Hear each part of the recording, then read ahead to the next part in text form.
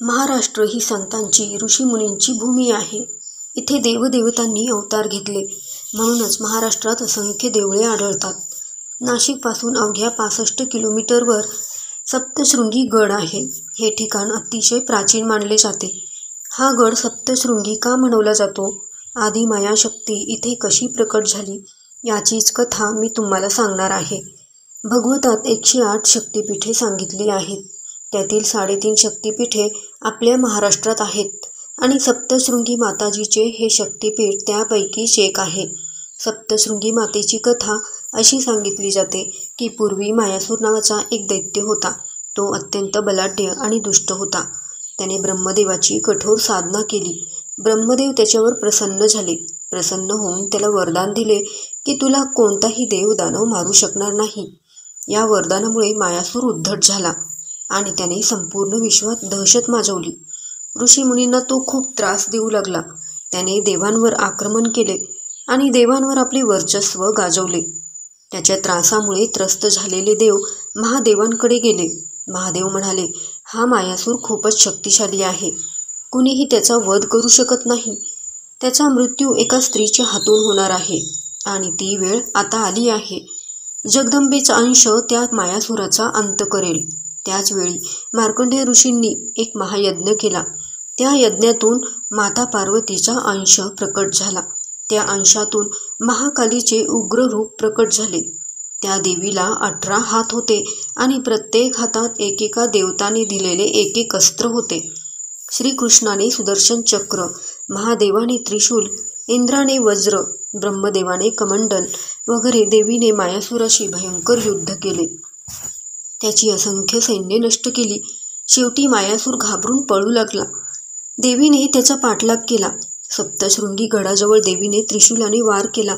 त्या ठिकाणी आजही मोठा दगड दिसतो. अखेर मायासुराचा अंत असा झाला.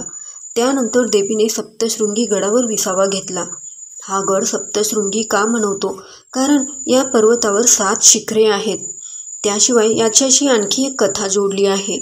रामायणाच्या काळात जेव्हा लक्ष्मण मेघनादाच्या बाणाने बेशुद्ध पडले तेव्हा औषधासाठी हनुमानजी संजीवनी आणण्यासाठी गेले. पर्वत उचलून आणताना त्याचा एक भाग इथे पडला आणि त्यामुळे सह्याद्री पर्वत निर्माण झाला, अशी आख्यायिका सांगितली जाते. ज्ञानेश्वर माऊलींची कुलस्वामिनी ही सप्तशृंगी माता मानली जाते. त्यांच्या मोठ्या भावाने निवृत्तीनाथांनी इथेच तपश्चर्या केली होती. नाथपंथांचीही कुलदैवत आहे. मच्छिंद्रनाथ यांनाही इथेच माता विद्या दिल्याचे म्हटले जाते. सप्तशृंगी माताजीची मूर्ती प्रथम एका गवळी मुलाला दिसली होती. गायी चारताना त्याला काटेरी झुडपात देवीची मूर्ती आढळली. पुढे मार्कंडेय ऋषींनी तिची स्थापना केली. ही मूर्ती काळ्या पाषाणातली 8 फूट उंचीची असून 18 हातांची आहे. प्रत्येक हातात शस्त्र आहे. गडाखालील गिरणा नदीबद्दल असे मानले जाते की ब्रह्मदेवाच्या कमंडलातून प्रकट झाली.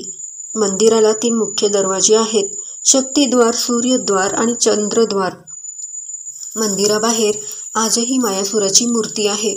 कथेनुसार देवी आपल्या माहेरी गेलेल्यांचा निरोप घेताना रडते आणि त्यांच्या स्वागतासाठी आनंदाने हसते, अशी भक्तांची श्रद्धा आहे. नवरात्रोत्सवाच्या काळात येथे भव्य उत्सव भरतो. 9 दिवस देवीच्या 9 रूपांची पूजा केली जाते.